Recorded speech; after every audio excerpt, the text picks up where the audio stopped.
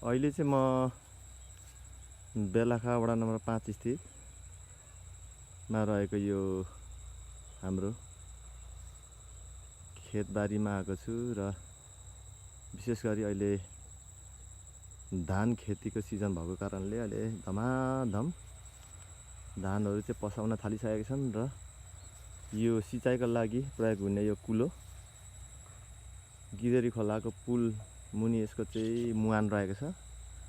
यो चाहिँ आजभन्दा मैले थाहा पाए अनुसार चाहिँ 30-35 वर्षदेखि नै यसको मुहान चाहिँ ठ्याक्कै गिदेरी खोलाको पुल नजिक रहेको छ र त्यतिखेर चाहिँ बुढापाकाको भनाइअनुसार चाहिँ जम्मा यो कुलोबाट चाहिँ 39 घरले चाहिँ धान खेतीमा चाहिँ पानी सिँचाइ गर्ने गरेको भन्ने कुरा चाहिँ बुझिएको थियो।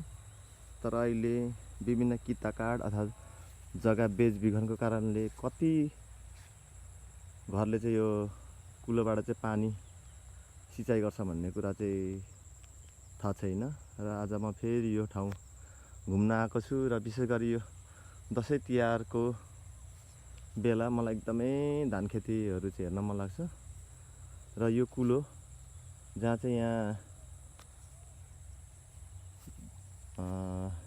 दुईतिर चाहिँ यसलाई चाहिँ सिँचाइ गरिएको छ। एउटा चाहिँ यता दक्षिणतिर, एउटा उत्तरतिर जाने चाहिँ बयरबोटे किता भन्छ र यता यो दक्षिणतिर बग्ने कुलोलाई चाहिँ खयरबोटे हुँदै लाल एक्लेआँपतिरसम्म पानी सिँचाइ गरिन्छ र धान खेतीको अवस्था हेर्दाखेरि यसपालि समयमै पानी नपरे तापनि पछिल्लो भदौरे पानीले चाहिँ आकाशे पानीले एकदमै धानलाई चाहिँ राम्रो गरेको देखिन्छ र उत्पादनको हिसाबले पोहोरभन्दा यसपालिको उत्पादनमा चाहिँ कमी आउँदैन जस्तो लागिरहेछ मेरो बुझाइमा। किनभने धानको बालाहरू एकदमै राम्रो छ, बोट पनि, अनि बोट बिरुवा हेर्दाखेरि धानको बिरुवा हेर्दाखेरि एकदम रोगमुक्त रहेको जस्तो लागिरहेछ र अब चाहिँ म यता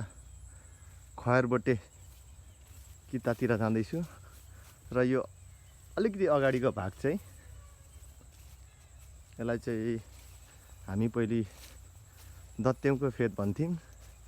यहाँ चाहिँ मङ्सिरमा विशेष गरेर यो डाँडामा चाहिँ गुच्चा खेल्ने, खोपी खेल्ने गर्थ्यौँ यहाँ डाँडामा, अनि वस्तुहरू चाहिँ यता लगाएर छोड्थ्यौँ र अझै पनि यहाँ दत्तेमको फेदमा चाहिँ हामी दत्तेमका केही झाडीहरू देख्न सक्छौँ र जमानामा यो आजभन्दा 25-30 वर्ष अगाडि एकदमै प्रसिद्ध ठाउँ हो। हामी गोठाले गर्दाको पलहरू अझै पनि यादगार छ र यो एरिया चाहिँ बेलाखा वडा नम्बर 5 रहेको छ र धानको बोट हेर्दा एकदमै उत्पादनमा चाहिँ वृद्धि हुने जस्तो देखिन्छ। अहिले चाहिँ म खयरबोटे भन्ने ठाउँमा आइपुगेको छु र त्यहाँ पर देखिने झाडीहरूमा पहिले चाहिँ खयरको बोट थियो र त्यसै कारणले यसलाई चाहिँ खयरबोटे भन्थ्यो।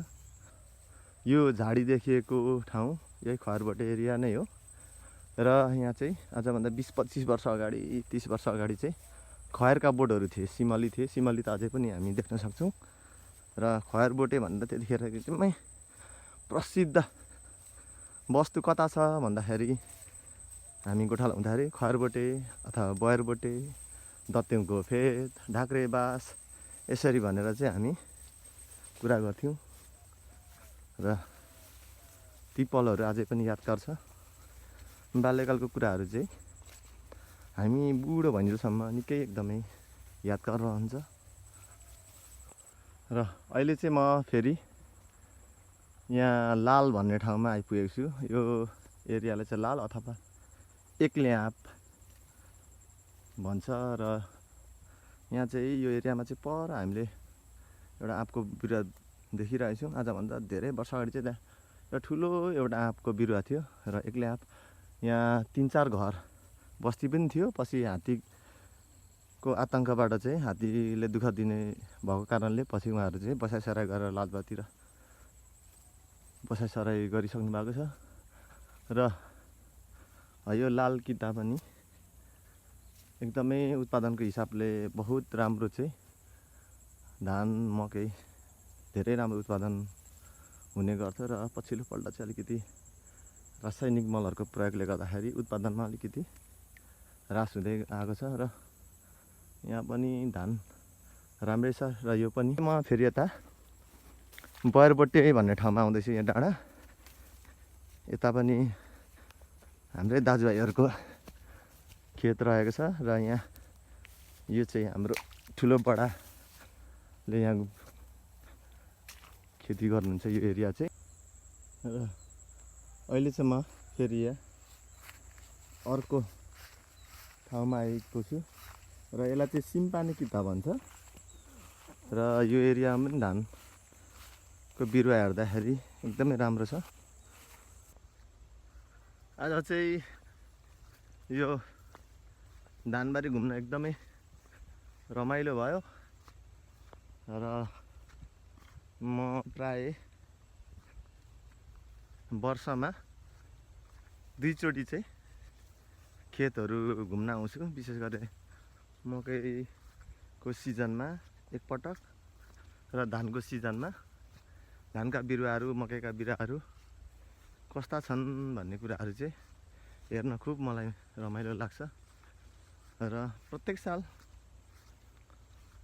सबैको खेतमा चाहिँ मकैको सिजनमा मकै धानको सिजनमा धानको उत्पादनमा वृद्धि होस् जस्तो लाग्छ। तर हावापानीको सन्तुलन नमिल्दा उत्पादनमा घटबड त भइ नै हाल्छ। र आज धानबारी बहुत मजाले घुमियो, रमाइलो लाग्यो एकदमै। बेलुका पखको फेरि समयमा कार्तिक महिना पनि लागिसकेको छ र एकदमै अहिले शीतल पनि हुन्छ। र अबको मलाई लाग्छ यो ढिलोमा 3 हप्ता पछाडि चाहिँ अथवा यो कार्तिकको तेस्रो सातादेखि चाहिँ यो धानहरू दमादम काट्न चाहिँ मिल्छ। ढिलोमा कार्तिक अन्तिम नभए यो 20-22 तिर कार्तिकको 20-22 तिर यो धानहरू पाकिसक्छ जस्तो मलाई लाग्छ।